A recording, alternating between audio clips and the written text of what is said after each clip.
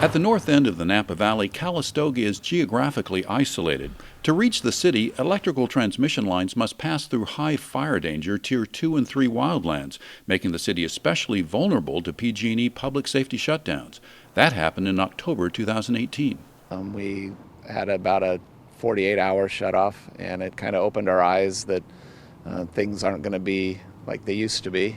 In July, the city signed an agreement with Clean Coalition, a designer of microgrids, to study how local renewables could be used to keep the power flowing to critical facilities in the event of a shutdown of the PG&E operated grid. It's been a major motivator in moving different entities towards this path.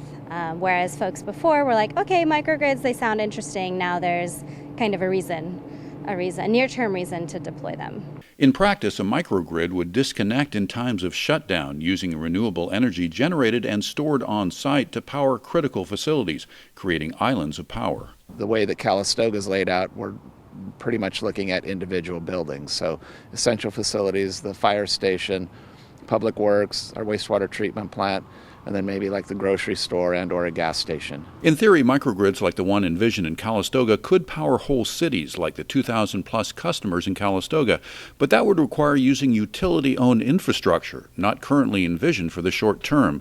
Still, Clean Coalition sees the Calistoga project as a demonstration of what's possible. We're hoping to demonstrate that it's financially feasible and doable, and hopefully it can be a solution elsewhere in California as well. Being able to generate locally on site, even when the grid is off, like in one of those power shutoffs, it's definitely motivated cities to reach out to us and kind of speed up the conversation.